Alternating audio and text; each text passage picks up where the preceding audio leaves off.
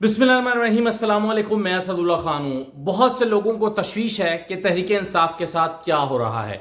क्या इन तहरीक इंसाफ टूट फूट का शिकार है? क्या इसके टुकड़े हो रहे हैं? रोजाना लोग छोड़ छोड़ के जा रहे हैं। क्या हो रहा है? क्या वाकई इसका असर होगा?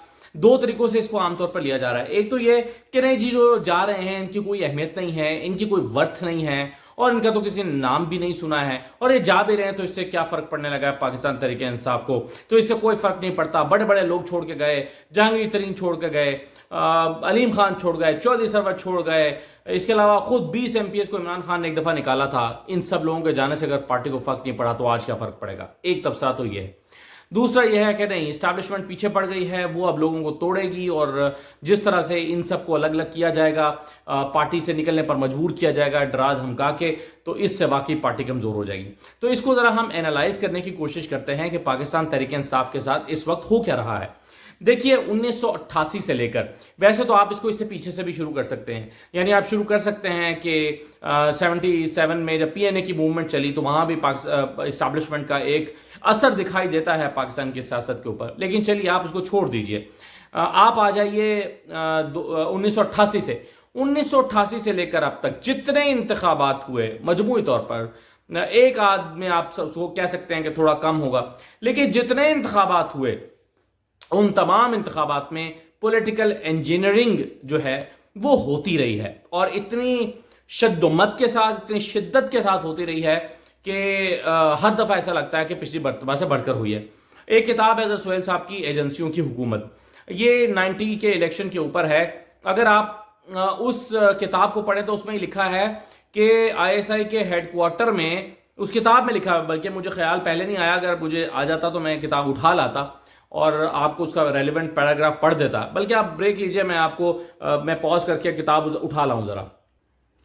अच्छा जी, एक तो ये किताब है बारी अली की कंपनी की हुकूमत, तो ये वो नहीं है, ये ईस्ट इंडिया कंपनी की बात हो रही है।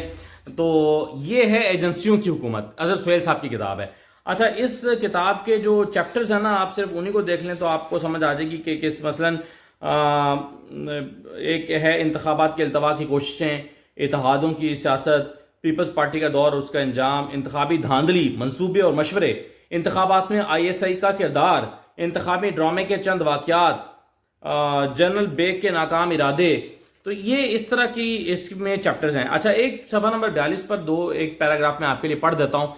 ये मुझे अचानक याद आ गया, ये मैं पैराग्राफ पढ़ देता हूँ, फिर मैं अब जो बात कहना चाह रहा हूँ कहता हूँ। वो लिखते हैं कि जनरल हमीद गुल और जनरल असद दुरानी, आप जानते हैं ना, IJI बनवाई गई थी नवाज शरीफ को जितवाने के लिए 1990 में, 88 में बनाई गई थी, 90 में के इंतखाबात में तो IJI के प्लेटफॉर्म से फिर नवाज शरीफ वज़ीर आज़म बने थे, और इस IJI का मास्टरमाइंड जो है वो कहा जाता है जनरल हमीद गुल को, जिनके साथ भी बाद में भी खैर नवाज शरीफ ने बहुत बुरी की थी, और वो फिर शिकवे शिकायतें लेकर ही बेचारे बाकी की ज़िंदगी उन्होंने गुजारी। जनरल असद दुरानी, जिन्होंने पैसे बांटे थे, आप जानते ही हैं उनके सारा किरदार के बारे में।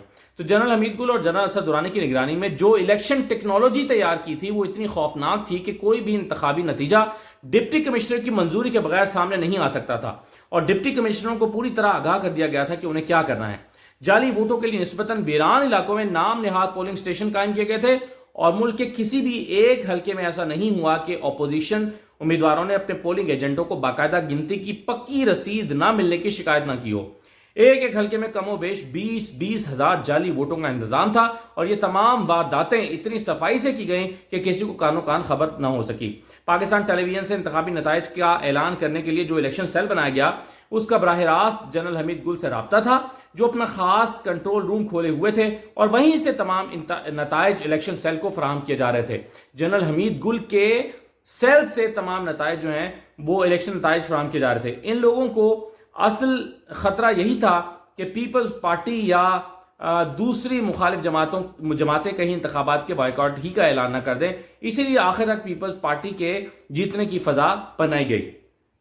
अच्छा, फिर आगे जाके वो लिखते हैं कि खुद मेरे सामने रात 9:30 बजे तक तमाम इंतखाबी नताइज मुरतब शुदा हालत में आ चुके थे, और इन दोनों अफसरान के अलावा इस्लामाबाद के कमोबेश 3 मोतबर सहाफ़ी इस अमर की गवाही देंगे कि मैंने रात 9:45 बजे उन्हें फ़ोन पर तमाम नताइज से आगाह कर दिया था, मगर इसके बावजूद अवाम को बेवकूफ़ बनाने का सिलसिला जारी रहा, और अगली शाम तक वक्फे से इंतखाबी नताइज सुनाए जाते रहे, जैसे वो ऐन उसी वक्त मौसूल हो रहे हों।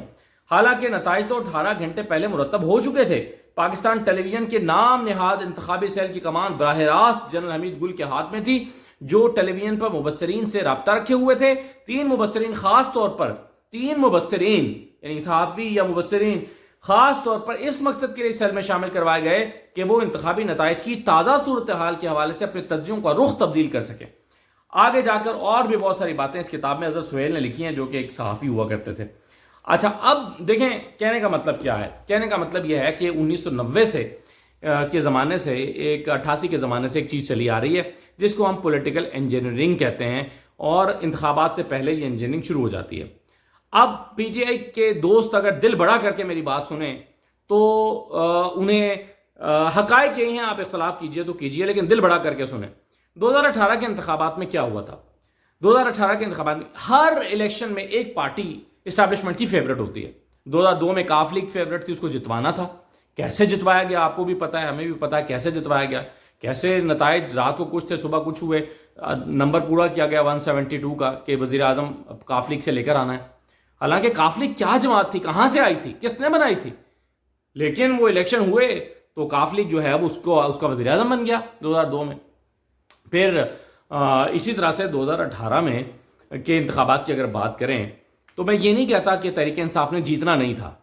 تحریک انصاف ہو سکتا ہے کہ جیت ہی جاتی اور ہو سکتا ہے اس سے زیادہ نتیجہ لے لیتی، لیکن ہوا کیا تھا، یہ ماحول کیسے بن گیا تھا؟ 2011 کا جلسے سے چیزیں شروع ہوتے 2013 کے انتخابات میں تو کامیابی نہیں ملی، لیکن پھر کیا ہوا؟ پھر ہوا یہ کہ جو ایک جنوبی صوبہ پنجاب محاذ بنتا ہے۔ آپ کیا انکار کریں گے اس بات سے کہ جنوبی صوبہ پنجاب کے الیکٹیبلز نے تحریک انصاف کی حکومت بنانے میں ایک کردار ادا کیا تھا؟ کہ پھر جہانگیر ترین صاحب کا ایک گروپ بنتا ہے۔ کیا آپ انکار کریں گے اس بات سے کہ جہانگیر ترین گروپ جو ہے وہ اس نے تحریک انصاف کی حکومت بنانے میں ایک امپورٹنٹ رول پلے کیا تھا؟ پھر آپ کو یاد ہوگا 2011 کے بعد کیا ہوا؟ شاہ محمود قریشی آئے، جاوید ہاشمی آئے، ایک ایک کر کے لوگ آتے رہے، بہت بڑی خبر بنتی تھی فلاں بھی تحریک انصاف میں آ گیا، فلاں نے بھی جوائن کر لی، فلاں نے بھی حمایت کا اعلان کر دیا۔ پھر کیا ہوا آپ نے دیکھا؟ پھر کاف لیگ آئی، کاف لیگ بھی میدان میں اتری، اس کے ساتھ سیٹ ایڈجسٹمنٹ کی گئی، سیٹ ایڈجسٹمنٹ کر کے وہ تحریک انصاف کا حصہ ایک طرح سے بن گئے۔ یوں کر کے پاکستان تحریک انصاف کی حکومت بنی۔ آج اور اس کے ساتھ ساتھ کیا ہوا تھا؟ نواز شریف نااہل ہوئے، مریم نواز نااہل ہوئے۔ اب کیا ہو رہا ہے؟ اب یہ ہے پاکستان کی ایک حقیقت۔ اب کیا ہو رہا ہے؟ اب یہی کھیل عمران خان کے ساتھ ہو رہا ہے۔ اب عمران خان کو 2018 کی طرح نااہل کرنے کا منصوبہ ہے کہ جیسے 2018 میں نواز شریف نااہل تھے، اس دفعہ عمران خان نااہل ہو جائیں، عمران خان کے بغیر پارٹی میں اتارا جائے۔ ایک جس طرح سے لوگ ایک ایک کر کے پی ٹی آئی میں آئے تھے اور خبر بنی تھی، اسی طرح سے ایک ایک کر کے لوگ پی ٹی آئی سے نکالے جائیں۔ آپ نے غور نہیں کیا کہ جہانگیر ترین ایک عرصے سے غائب تھے، لیکن اچانک جناح ہاؤس میں نمودار ہو جاتے ہیں اور کہتے ہیں کہ جی میں بھی یہاں پر موجود ہوں اور میں بھی ایک سیاستدان ہوں اور میں بھی ایک اپنا گروپ رکھتا ہوں۔ ان کے ساتھ اون چودھری تھے، ان کے ساتھ وہ جھنگ والے جو ہیں وہ فیصل حیات جبوانا تھے، یہ ان کا گروپ ہے۔ اچھا، اب جو لوگ چھوڑ کے جا رہے ہیں پارٹی، ان کو آپ دیکھ رہے ہیں۔ آج ایک صاحب نے اعلان کیا، کیا ان کا نام تھا، صوبائی وزیر جو حشام انعام اللہ صاحب، انہوں نے سب کچھ کہنے کے بعد آخر میں جہانگیر ترین صاحب کا شکریہ ادا کیا کہ میں جہانگیر ترین کا بڑا شکریہ ادا کرتا ہوں، انہوں نے میری سیاست میں بڑا ایک امپورٹنٹ کردار ادا کیا، تو آپ ڈاٹس کو ملائیں۔ پھر وہ کہتے ہیں کہ جی ہمارا ایک گروپ ہے، ہم اس گروپ کے تحت جو ہے وہ میدان میں اتریں گے۔ اب سیاست میں گروپس ہوتے ہیں، جیسے کانجو گروپ ہے لودھرا میں، جیسے ایک چھینا گروپ ہے بھکر میں، تو گروپس ہوتے ہیں۔ اس گروپ میں 5-7 لوگ ہوتے ہیں، کوئی نیچے لڑ رہا ہوتا ہے، کوئی اوپر لڑ رہا ہوتا ہے، کہتے ہیں جی فلاں، جیسے مہدی بھٹی گروپ ہے حافظ آباد میں، گروپس ہوتے ہیں۔ تو اب یہ جو لوگ چھوڑ کے جا رہے ہیں، یہ چھوٹے چھوٹے گروپس بنائیں گے اور ایک گروپ دوسرے کے ساتھ مل کے سیاست کرے گا کہ جی میں فلاں گروپ ہوں اور میں جہانگیر ترین گروپ کے ساتھ مل کر سیاست کر رہا ہوں، مجھے جہانگیر ترین گروپ کی حمایت حاصل ہے۔ یہ پوسچرنگ کی جائے گی۔ عمران خان کو نااہل کرنے کا پلان، چھوٹے چھوٹے گروپس کو اکٹھا کرنے کا پلان، اور ابھی آپ دیکھیں گے جنوبی پنجاب سے اور لوگ آئیں گے۔ کوشش یہ ہے کہ کچھ 40-50 الیکٹیبلز جو ہیں وہ اکٹھے ہو جائیں، اور یہ تمام الیکٹیبلز جو ہیں وہ اکٹھے ہونے کے بعد ان کا ایک رول بنا دیا جائے اگلی حکومت سازی میں۔ اور اگر دیکھیں نا تحریک انصاف میں سے 40-50 لوگ یہ نکلتے ہیں اور اس کا ایک امپیکٹ آتا ہے، تو انجینئرز کا خیال یہ ہے کہ اس سے فرق پڑے گا۔ اچھا، ایک چیز آپ اور دیکھیں 2018 میں اور اب ایک فرق بھی ہے۔ فرق یہ ہے کہ 2018 کے انتخابات میں جب نواز شریف کی مخالفت اور عمران خان کی حمایت ہو رہی تھی تو نواز شریف کی مخالفت آسانی سے ہو گئی تھی. کیونکہ نواز شریف کی گراؤنڈ کے اوپر اتنی پاپولر سپورٹ نہیں تھی جتنی آج عمران خان کی پاپولر سپورٹ ہے. یعنی آج عمران خان کا جتنا پاپولر ووٹ بینک مارکیٹ میں موجود ہے، گراؤنڈ پہ موجود ہے، زمین پر موجود ہے، اتنا پاپولر ووٹ نواز شریف کا نہیں تھا. جتنے عمران خان آج پاپولر ہیں اتنے پاپولر نواز شریف نہیں تھے. اس لیے نواز شریف کو گرانا آسان تھا اور عمران خان کو گرانا مشکل ہے. لیکن کوشش یہ ہے انجینئرز کی کہ لوگوں کو، ابھی تو آغاز ہے، آگے جا کے این ممکن ہے فواد چودھری پہ بھی کام اور ہو سکتا ہے ہو رہا ہو فواد چودھری کے اوپر کام، ہو سکتا ہے پرویز خٹک کے اوپر بھی کام ہو رہا ہو سکتا ہے شاہ محمود قریشی کے اوپر بھی کام ہو رہا ہو. کیا پتا جو لوگ اندر ہیں ان کے ساتھ کون کون مل رہا ہے، کیا کیا باتیں کر رہا ہے، کیا کیا سمجھا رہا ہے. یہی سمجھانا ہوتا ہے نا کسی کو کنونس کرنے کے لیے کہ بھائی جان اپنے مستقبل کی فکر کریں. عمران خان کا صفحہ ہم نے پھاڑ دیا ہے، عمران خان کہیں پر موجود نہیں ہے، عمران خان نے دوبارہ نہیں آنا. کیوں ٹائم ضائع کر رہے ہیں؟ کیوں آپ اپنے مستقبل کے ساتھ کھیل رہے ہیں؟ کیوں اپنے بچوں کے مستقبل کے ساتھ کھیل رہے ہیں؟ کیوں اپنا کاروبار آپ نہیں کرنا چاہتے؟ پھر آپ کو پتہ نا کاروبار کرنا کتنا مشکل ہو جائے گا، پھر آپ کو پتہ نا آپ نے ٹیکس چوری کیا ہوا ہے، پھر آپ کو پتہ نا آپ کے اوپر نیب کے کیسز ہیں. تو آپ سوچیں جب یہ ساری چیزیں ایک بندے کے ساتھ ڈسکس ہوں گی تو بہت سارے لوگ پھر سوچتے ہیں ہاں یار کیا کریں، پاکستان میں تو پھر سیاست ایسے ہی ہوتی ہے، ایسے ہی کرنی پڑتی ہے. لیکن یہ تمام ہیونگ سیڈ دیٹ میں یہ کہوں گا کہ اس کے باوجود، کیونکہ یہ ساری چیزیں شیخ مجیب الرحمان کے ساتھ بھی ہوئی تھیں، لیکن اس کے باوجود مجیب الرحمان جو ہے وہ اکثریت لے گیا تھا. اب یہاں پر ڈیپینڈ کرتا ہے کہ عمران خان کتنا اچھا کارڈ کھیلتے ہیں، کتنے اچھے طریقے سے پلے کرتے ہیں، کتنا اچھا آگے جگہ چلتے ہیں. اور اگر ان کے کچھ لوگ رہ گئے اور ان کے ساتھ کھڑے ہو گئے اور ان کو لائل ورکرز جو ہے اور پبلک، کیونکہ ہمارے یہاں پبلک کا بھی مسئلہ یہ ہے، پبلک یہ سمجھتی ہے کہ جی اچھا ہوا تو فلاں کی چل رہی ہے تو پھر اسی نے جیتنا ہے، جب اس بندے نے حکومت ہی نہیں بنانی تو ہم اس کو کیوں ووٹ دیں. جب لوگوں کے دماغوں میں یہ بات آ جاتی ہے تو پھر وہ اپنی لائلٹیز چینج کر لیتے ہیں. وہ سمجھتے ہیں کہ نہیں، حکومت تو اس دفعہ فلاں کی ہے، حکومت تو اس دفعہ اس کی بننی ہے. تو یہ اس وقت جو کچھ ہو رہا ہے یہ یہی باور کرانے کے لیے ہو رہا ہے کہ حکومت اس کی نہیں بننی، حکومت کسی اور کی بننی ہے، تاکہ الیکٹیبلز کو پیغام دیا جائے کہ بھائی چھوڑ جاؤ، بھاگ جاؤ. پھر دوسرا پیغام ووٹرز کو دیا جائے کہ بھائی یہ ہونے والا ہے، اس طرح نہیں ہوگا، یہ اس طرح ہوگا. تو یہ تمام چیزیں جو ہیں یہ اس پر پلان ہو رہا ہے. اب یہ پلان کتنا کام کرے گا، کس طرح کا ہوگا، نہیں، خواہش اور کوشش تو عمران خان کے مخالفوں کی یہ ہے کہ ان کو گرفتار کر لیا جائے اور ان کو نااہل بھی کر دیا جائے. اور نون لیگ تو خاص طور پہ یہ چاہتی ہے کہ نواز شریف کا پورا بدلہ لیا جائے، جیسے نواز شریف کو نااہل بھی کیا گیا تھا، نواز شریف کو جیل میں بھی ڈال دیا گیا تھا، اور ایسے ماحول میں الیکشن ہوئے تھے. آپ سوچیں نا کہ اگر ایسے ماحول میں الیکشن ہونے کے باوجود نواز شریف کی پارٹی 84 سیٹیں لینے میں کامیاب ہو گئی تھی، جو کہ اتنی پاپولر نہیں تھی جتنی عمران خان پاپولر ہے. تو سوچیں عمران خان اگر گراؤنڈ پر کھڑے رہ گئے اور ان کی پارٹی انہی کے نشان پر، یعنی بلے کے نشان پر الیکشن میں اتری اور اترنے دیا گیا، تو پھر وہ اس سے تو بہتر رزلٹ پیدا کر ہی سکتے ہیں جتنا پچھلی دفعہ نواز شریف نے پیدا کیا تھا. تو اس لیے ایک بہت مایوس کن صورتحال نہیں ہے.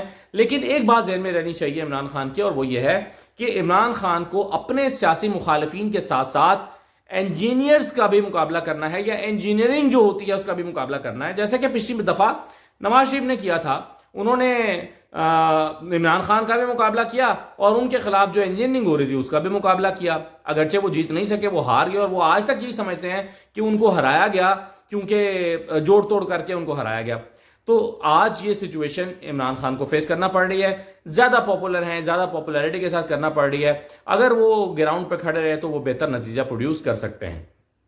تو یہ میں کچھ تجزیہ کرنا چاہتا تھا کہ جو ہے وہ، ہاں ایک چیز اور میں آپ کو بتاؤں کہ آخر میں جاتے جاتے، کیونکہ میں نے ایک لائن لکھی ہوئی ہے کہ عمران خان کا فارمولا کام کر رہا ہے. نہیں، عمران خان کی اس وقت کوشش یہ ہے کہ ان کو کرش نہ کر دیا جائے بالکل، اور ان کی بریدنگ سپیس ان کو ملتی رہے. اور جس طرح سے 2 دن پہلے ہم نے دیکھا تھا کہ عمران خان کو گرفتار کرنے کی کوششیں پوری تھیں، تیاریاں پوری تھیں، گھیرا ڈال لیا گیا تھا زمان پارک میں، ان کے گھر کا گھیراؤ کر لیا گیا تھا، یہ سب ہو گیا تھا. لیکن عمران خان کی اسٹریٹجی یہ ہے کہ وہ انٹرنیشنل کمیونٹی کو انوالو کر رہے ہیں. وہ کہیں امریکی کانگریس کے لوگوں سے بات کر رہے ہیں، جو کہ آج ہمارے سامنے آڈیو بھی آئی ہے. وہ انٹرویوز دے رہے ہیں انٹرنیشنل کمیونٹی کو. ان کی کوشش یہ ہے کہ پاکستان کے حالات کا ادراک انٹرنیشنل کمیونٹی کو ہو، اور وہ اس معاملے میں اپنا رول پلے کریں اور کہیں کہ سب کو ایکول رائٹس ملنے چاہیے، ہیومن رائٹس کی وائلیشن نہ ہو رہی ہو. آج اب لوگ شکوہ کر رہے ہیں کہ دیکھیں جی عمران خان نے امریکہ سے بات کی. بھائی عمران خان کی جب ورکرز کے ساتھ ہیومن رائٹس وائلیشن ہو رہی ہے، لڑکیوں کو گھروں سے اٹھایا جا رہا ہے، انم شیخ ہماری کولیگ ہیں، انم شیخ کو گھر سے اٹھا کر لے جایا گیا ہے. تو جب انم شیخ کو گرفتار کر لیا گیا اور اس طرح کے حالات بنے ہوئے ہیں تو ایسی صورت میں ظاہر ہے عمران خان ہیومن رائٹس کے حوالے سے بات کریں گے اور ہیومن رائٹس وائلیشنز پہ بات کریں گے، اور جو فورم ان کو دستیاب ہوگا اس فورم پہ کریں گے. اور اس کا ہم دیکھتے ہیں کہ شاید عمران خان کی گرفتاری کا روکا جانا یا اس میں ڈیلے آ جانا ایک انٹرنیشنل جو پلیئرز ہیں ان کی انوالومنٹ کا نتیجہ بھی ہو سکتا ہے. اب دیکھیے نا کیسے ممکن ہے کہ ایم بی ایس اس پر خاموش ہوں یا خاموشی سے دیکھ رہے ہوں، کیسے ممکن ہے کہ اس کو چائنا نہ دیکھ رہا ہو، کیسے ممکن ہے کہ یو اے ای اس پر خاموش ہو، ترکیہ خاموش ہو. تو میرا خیال ہے کہ سب لوگ جو ہیں وہ اس پر کنسرنڈ بھی ہیں اور کچھ نہ کچھ رول بھی پلے کر رہے ہوں گے. تو یہ ضرور ہے کہ ان کے رول پلے کرنے کے باوجود بھی اگر بہت فیور ہوئی تو عمران خان کی پارٹی کو الیکشن لڑنے دیا جائے گا بلے کے نشان پر، لیکن باقی کا مقابلہ یا باقی کی لڑائی عمران خان نے بہرحال گراؤنڈ کے اوپر خود ہی کرنی ہے. تو دیکھیے آنے والے دنوں میں کیا ہوتا ہے. اجازت دیجیے، اللہ حافظ.